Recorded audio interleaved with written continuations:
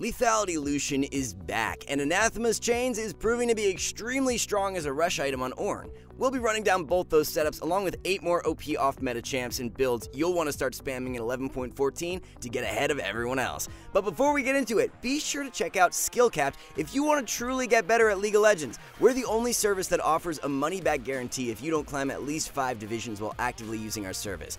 We do this because our service really does work, and if it doesn't work for you, you shouldn't pay. Learn more at the end of this video or click the link in the description for a special discount. Alright, let's get started. It's been a few weeks now since Anathema's Chains has been released, and we're beginning to see its true strength. Like we mentioned, Ornn is one top laner who's popping off with Anathemas as a rush item. Anathemas provides insane 1v1 power, as the 30% damage reduction will allow you to absorb a large portion of the enemy's combo.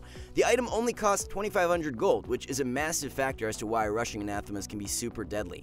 By the time you purchase the item, you'll still be laning in the 1v1, so you'll have max benefit from the damage reduction. As the game progresses and you start teamfighting, Anathema's value diminishes due to the fact you can only reduce one opponent's damage by 30%. All in all, purchasing the item early on and using it to pressure a lead in the 1v1 is what makes it such an enticing pickup for Ornn.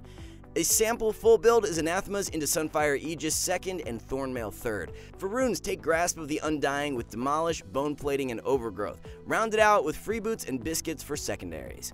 Another item players are finally beginning to pick up on after its buffs from a couple patches back is Wit's End. We've already seen the item turn Kog'Maw into the most broken marksman, and it's just as strong a rush on Kayle. When you're playing into an AP enemy laner, without question, Wit's End should be your rush item in 11.14. Every stat the item provides is amazing for Kayle, as she wants attack speed, AD, and on-hit damage. If you're laning into a meta AP top laner like Mordekaiser or Gwen, the magic resist will completely shut down any chance they have to kill you. The base stats alone from Wits are 106% efficient, and that increases to 126% when you factor in the on-hit damage. Second and third items are very standard, as you'll transition into a Nashor's Tooth and round the core build out with a Riftmaker. All the attack speed, on-hit damage, and sustain from this setup turns Kayle into an absolute unit. Your rune page will be press the attack with Overheal, Alacrity, and Coup de Grace, run Resolve secondary opting for Bone Plating and Overgrowth. A new Kayn build that Korean high elo players are loving is Stridebreaker Rush. Prowler's Claw has fallen out of meta after its nerfs, and the changes to Stridebreaker have made it really great for Kayn. The amplified slow from Stridebreaker active allows Kayn to easily stick onto his targets and give them no way to escape. Stride is definitely the more snowbally option, but Gore Drinker is still a viable rush as well. When you're ahead early on, building Stridebreaker helps you extend that lead even further. You can constantly look for picks, and the slow from Stride guarantees the enemy won't be getting away. Second item in your core build will be Serpent's Fang, and then you'll pick up a Manamune 3rd. This is currently the most optimal way to play Blue Kayn. For runes, grab Dark Harvest with Sudden Impact, Eyeball Collector, and Relentless Hunter. Freeboots and Cosmic Insight work best for secondaries. Another champion you need to start building Wit's End on in the correct situations is Viego. So many pro players are grabbing Wit's End 2nd when up against at least 2 AP threats. The passive on Viego Q applies on-hit effects at 100% effectiveness. Since Wit's End has on-hit damage from its passive, the synergy is very nice. The item combination of Divine Sunderer into Wit's End is perfect to shut down AP comps. You have lots of health and sustain from Sunderer, while the magic resist from Wits makes it extremely difficult to take you down. For even more tankiness and teamfight strength, you can build a Sterix 3rd item. Sure, you won't have the same kind of burst as the Kraken build, but your durability goes through the roof, while the damage is still very respectable. This core build is one of the most popular amongst pro players in 11.14, so if you're still building Kraken into Ruin King, look to swap over. The rune page is very standard, as you'll run Conqueror with Triumph, Alacrity, and Coup de Grace. For secondaries, pros are really liking Freeboots and Cosmic Insight as opposed to Domination. A new build for Vladimir that's slowly gaining traction, especially in Korea, is a Cosmic Drive Rush. One of the most important stats for Vlad is ability haste, and there's no better item than Cosmic Drive in that regard. The shorter the cooldown on Vlad Q, the more sustain you have and the more annoying you are. This setup is all about reaching as much haste as possible as early as can be. You need 160 ability power to be granted that extra 20 haste from Cosmic Drive, and you can achieve this very quickly. A fully stacked Dark Seal and Cosmic Drive will provide you with enough AP to break the threshold. If your Dark Seal isn't stacked, then you'll need 2 amplifying tomes to reach the 160 AP. It's important you take Gathering Storm and Runes so you receive 8 extra AP 10 minutes in to help push you over the 160 requirement. After you complete Cosmic Drive, go into Hextech Rocket Belt second and round the core build out with Rabadons. Roll with Phase Rush as the keystone, followed by Nimbus Cloak, Transcendence, and Gathering Storm. Magical Footwear and Cosmic Insight are the most optimal secondaries.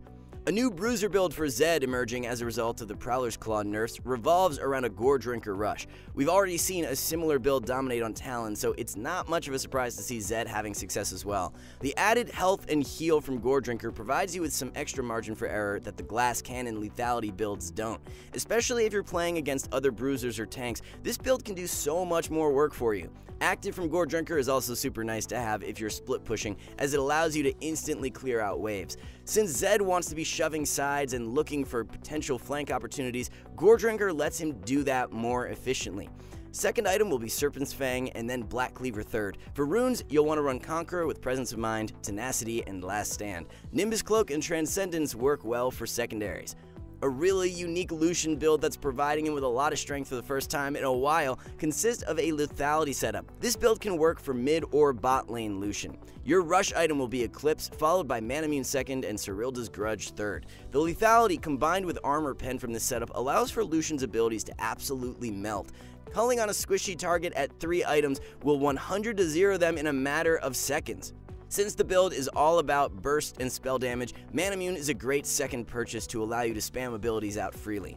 Make sure to grab Lucidity Boots instead of Berserker Greaves. The more haste, the better, as you want Q and ultimate up as frequently as possible to get the maximum benefit from the setup. You're not so much a source of consistent auto attack DPS as you are quick burst, so Berserkers are a bit counterintuitive.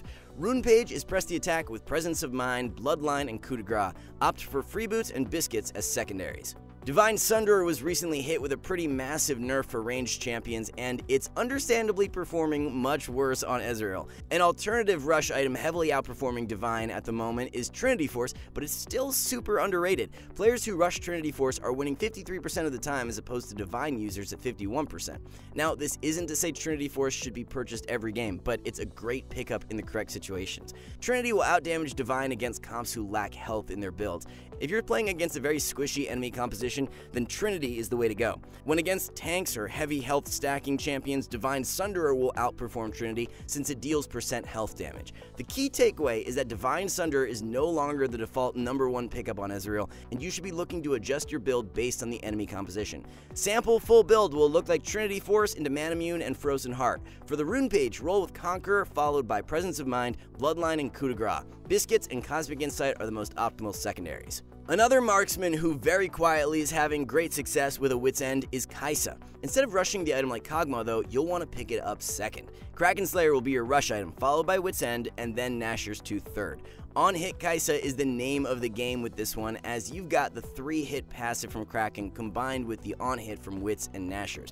Another unique aspect of the build is that you'll have all 3 ability evolutions on core build completion. The standard KaiSa build never allows you to evolve W, but that's not the case here. KaiSa already deals a good chunk of mixed damage, but when you throw in Nashor's and the on-hit magic damage from Wit's End, it makes it very difficult for the enemy to itemize against you. Definitely look to try this setup if you're playing against a heavier AP enemy composition. For the rune page, grab Hail of Blades with Taste of Blood, Eyeball Collector, and Ravenous Hunter. Inspiration secondary, running Freeboots and Biscuits is the way to go. And the final new build we have for you guys today is the one picking up steam on Senna support, being a Shirelia's Rush into Ardent Censer second. Divine Sunderer was nerfed a hefty amount 2 patches back, so players have started experimenting with new builds. Shirelia's is gaining a lot of traction, especially over in Korean high elo. Now, you might be wondering, well, wouldn't it be troll to build AP on Senna since she's a marksman? But that's just not the case. The heal on Senna Q has a 40% AP ratio. You get an extra 5% move speed from E for every 100 ability power.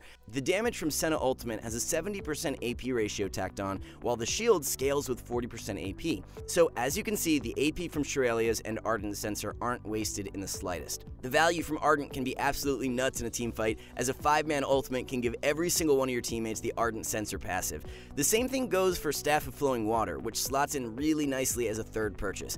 All in all, the utility you bring to your team with this setup is what makes it so strong. You're by no means as much of a damage source as you would be when building Divine Sunderer, but you do a much better job at keeping your carries alive. So, the complete build is Shirelia's Rush into Ardent Censer second and Staff of Flowing Water third. Take Glacial Augment as the keystone with Freeboots, Biscuits, and Approach Velocity. Presence of Mind and Alacrity are the best secondaries.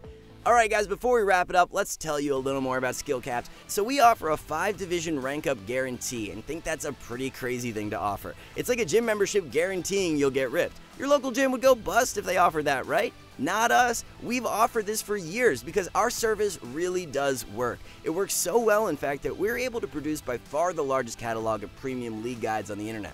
We add over 20 videos a week with over 1,600 guides curated into over 100 courses. No one can compare. We've also sent challenger players into ELO hell 629 times and counting, where they commentate how to carry live. They also respond to all questions asked. Sign up today for as little as $4.99 a month if you're serious about improving. Alright guys, those were 10 of the most OP off-meta builds going around in patch 11.14. Thanks so much for watching, and we'll catch you in the next one.